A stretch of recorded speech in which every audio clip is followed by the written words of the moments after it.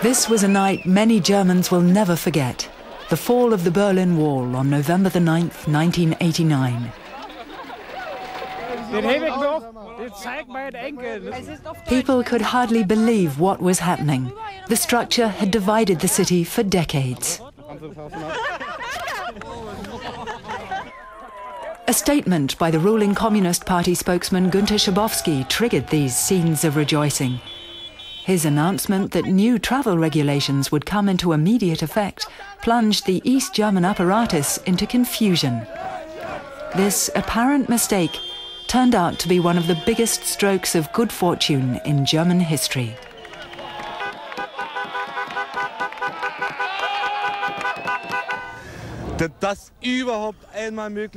Who could have dreamed that this would ever be possible? It's too wonderful to be true.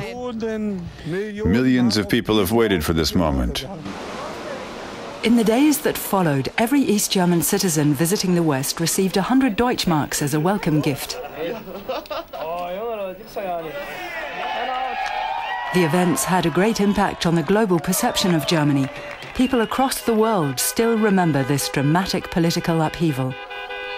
It's a great achievement, not just for Germany, but for the world in itself. I remember being terribly emotional about it on the day and watching it on the news and thinking, whoa, this is really something special happening. I sense that things have improved since then in Berlin, in Germany. I take a much more kindly view of Germany these days. I remember feeling the emotion at the time of what a wonderful time it was for the German people in my mind. The wall had crumbled, but what happened next?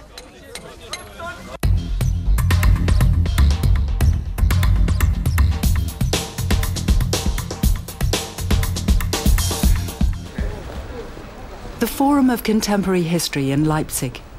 Anyone walking through these rooms is reminded just how turbulent the years 1989 and 1990 were for the Germans.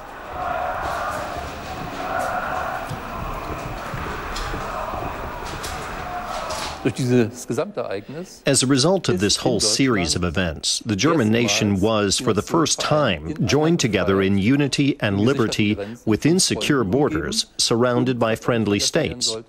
We should not forget that this also signified the breakdown of the Yalta system. German unification in 1990 also put European unification on the right course and considerably advanced that process. The peaceful revolution was not a foregone conclusion.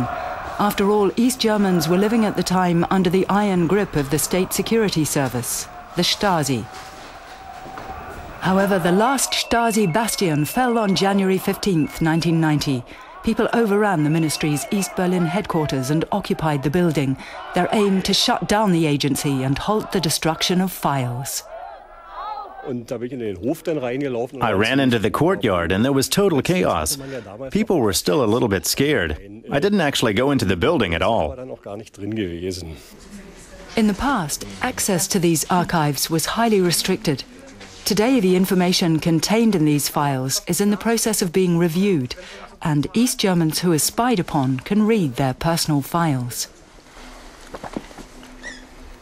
The public interest in preserving the files and the political will to make them accessible began to take shape at that time. This has subsequently turned out to be a good decision, and levels of interest remain high. Since the archives opened, more than 6 million people have applied to look at their files.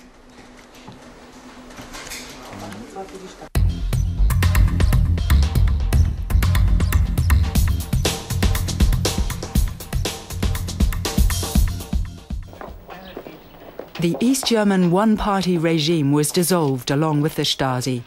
The elections to the People's Assembly on March the 18th, 1990 were the first free elections in East Germany. More than 93% of the 12 million plus voters turned out to cast their ballots.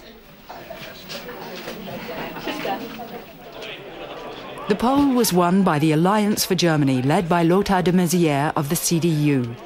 He became the first and last democratically elected Prime Minister of East Germany.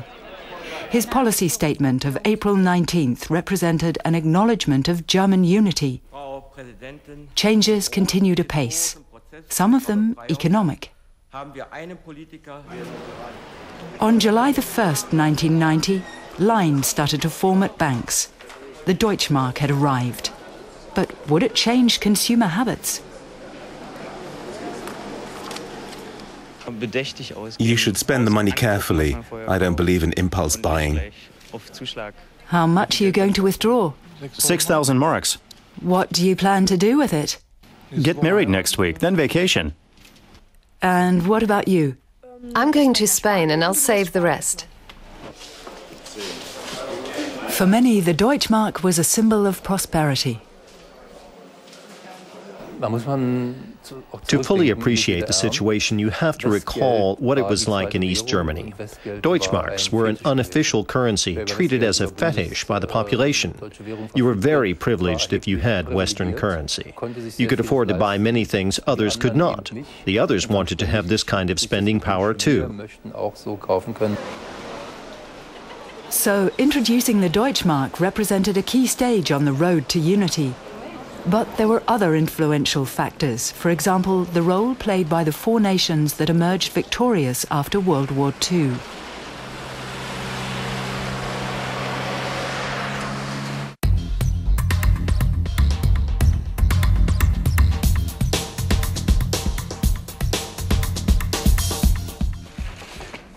German unity would have been inconceivable without the support of the US, the UK, France and the Soviet Union. On September the 12th, 1990, after months of negotiations, West Germany, East Germany and these four powers signed what was known as the 2+4 Treaty.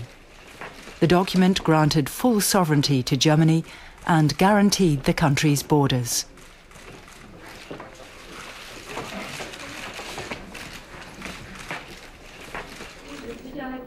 Matters of domestic concern to East and West Germany had already been discussed between the two states.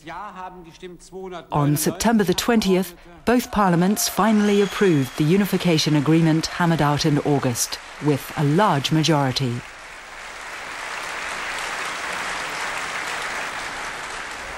On October the 3rd, the Constitution was officially extended to the territories of the former East Germany, and celebrations with Unity Chancellor Helmut Kohl took place in front of the Reichstag. East and West joined to become the Federal Republic with 16 federal states, barely a year after the fall of the wall.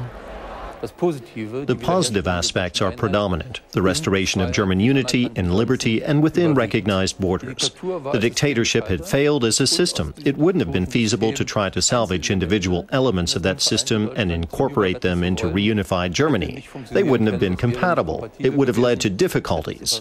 This shorter, swifter route was the right way forward. German reunification also changed the face of Europe. The European Union continued to grow. More and more countries gradually acceded to the EU, most of them in Eastern Europe. The most recent round of expansion, in 2007, brought Romania and Bulgaria into the fold. The very same year, EU citizens celebrated the 50th anniversary of the signing of the Treaties of Rome, which marked the beginnings of European integration. Some 500 million people were now able to describe themselves as Europeans. And many of them had the same currency in their pockets, the euro.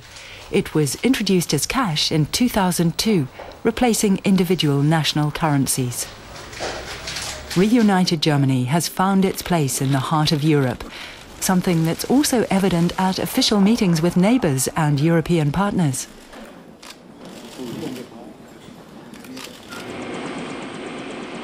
"20 years have passed since reunification. It hasn't been an easy time for Germans, whether from the East or the West. German unification is estimated to have cost more than 1.6 trillion euros, and the process is still ongoing. But in spite of the problems, this particular historical development has yielded great dividends for Germany and for Europe.